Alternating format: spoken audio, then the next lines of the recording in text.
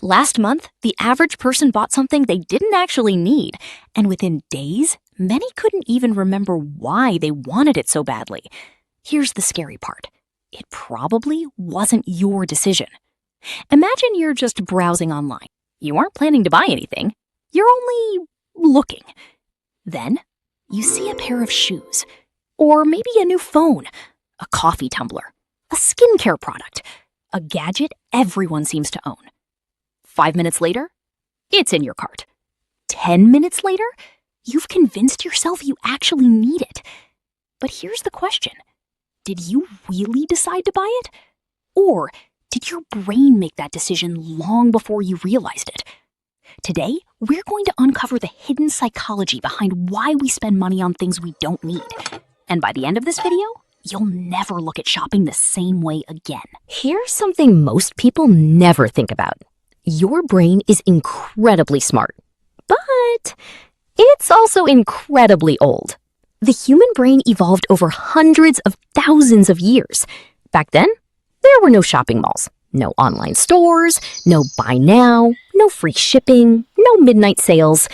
Your ancestors had one job: survive. Every decision their brain made answered one question. Will this help me survive tomorrow? Food? Take it. Shelter? Take it. Warm clothes? Take them. Because tomorrow wasn't guaranteed. Fast forward to today, your brain hasn't changed very much, but your environment has changed completely. Now, instead of hunting for food, you're hunting for deals. Instead of collecting berries, you're collecting items in your shopping cart. The survival system is still running, it's just responding to different triggers. To your brain, finding a 50% off deal feels surprisingly similar to discovering an unexpected food source thousands of years ago. That's why resisting a sale can feel much harder than it seems. And advertisers know this remarkably well. Have you ever noticed something strange? Sometimes, shopping feels more exciting than actually owning the item. That's because your brain releases dopamine. Now, here's the surprising part. Most people think dopamine is the happiness chemical. It isn't. Dopamine is the anticipation chemical. It pushes you to chase rewards, not necessarily enjoy them. Think about the last time you tracked a package. You checked the shipping status, maybe more than once. You imagined opening it. You pictured yourself using it. That anticipation created a powerful dopamine loop. Then, the package finally arrived. You opened it, felt excited for a few minutes, and a week later, it was just another object sitting on a shelf. The excitement wasn't really about owning it. It was about chasing it. Have you ever been more excited before buying than after? If your answer is yes, you're experiencing one of the strongest psychological systems your brain has. Now let's talk about one of the oldest survival instincts your brain has: scarcity. Imagine two tables. On the first table, there are 1,000 apples. On the second table, there's only one. Which one instantly feels more valuable? Probably the single apple, even if they're exactly the same. That's because your brain is wired to pay attention to things that might disappear. Thousands of years ago, this instinct helped our ancestors survive when food or resources were limited. Today, companies trigger that same instinct with phrases like "only 2 left in stock," "limited time offer," "flash sale," "offer ends in 3 hours." Whether the urgency is completely genuine or simply a marketing tactic, your brain reacts first, and your logical thinking often catches up later. But scarcity is only one piece of the puzzle. There's another psychological trigger that's even more powerful. One that can make perfectly rational people spend hundreds or even thousands of dollars without realizing what's happening. And it's probably influencing you every single day. Imagine walking into a restaurant you've never visited before. One restaurant is empty. The one next door has a line stretching outside. Which one would you choose? Most people instinctively pick the busy one, not because they know the food is better, but because their brain assumes if everyone else likes it, it must be good. Psychologists call this social proof. It's one of the most powerful mental shortcuts our brains use. Thousands of years ago, following the group increased the chances of survival. If everyone ran, you ran too. If everyone avoided certain berries, you avoided them too. Following the crowd often kept people alive. Today, companies use that same instinct to sell products. Think about the last time you saw one of these. Bestseller. Most popular. Over 50,000 happy customers. Those labels don't just give you information. They quietly reduce uncertainty. Your brain thinks, if thousands of people bought it, I probably won't regret buying it either. That's why viral products spread so quickly.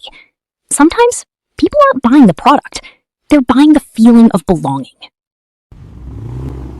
Have you ever bought something simply because everyone else had it? Now, here's something even more fascinating. People rarely buy products. They buy identities. Let's say someone spends $1,000 on a watch. Are they paying for the metal, the glass, the tiny gears inside? Not really. They're paying for what that watch says about them. Successful, professional, sophisticated, reliable. The product becomes a symbol, a shortcut, a story. And brands understand this better than almost anyone. Nike doesn't just sell shoes, they sell determination. Apple doesn't just sell technology, they sell creativity. Luxury brands don't sell bags, they sell status. Every advertisement quietly asks one question: who do you want to become? Because once a product becomes part of your identity, price becomes much less important. Think back to high school. Maybe there was a certain pair of shoes everyone wanted. Not because they were more comfortable, but because wearing them meant something. Acceptance, popularity, confidence. The shoes didn't change the person, but they changed how the person felt. That's identity psychology, and it influences adults just as much as teenagers. Only now, the products are more expensive. Now, here's the surprising twist. Knowing these tricks doesn't automatically make you immune. So, how do you stop buying things you don't need? The answer isn't to stop shopping. It's to slow your brain down. Here are 4 simple strategies. Strategy 1, the 24-hour rule. If it's not essential, wait 1 day. If you still genuinely want it tomorrow, then decide. Many impulse purchases disappear overnight. Strategy 2, ask one question. Instead of asking, can I afford this? Ask, will this improve my life 6 months from now? That single question changes everything. Strategy 3, unfollow temptation. Every advertisement is designed to create desire. Reduce the number of temptations your brain sees every day. Less exposure, less impulse. Strategy 4, buy experiences more often. Research consistently shows that experiences often create longer-lasting happiness than material possessions. Trips, learning, time with family, new skills, those memories usually outlast the excitement of owning another object. Before buying, wait, think, question, decide. If you enjoy understanding why your brain works the way it does and want practical psychology you can actually use in everyday life, consider subscribing.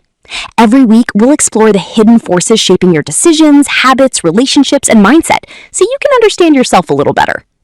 The next time you feel the urge to buy something, pause. Not because spending money is wrong, but because every purchase costs more than money. It costs attention, time, mental space. Sometimes the happiest people aren't the ones who own the most. They're the ones who need the least. Your brain will always chase the next exciting thing.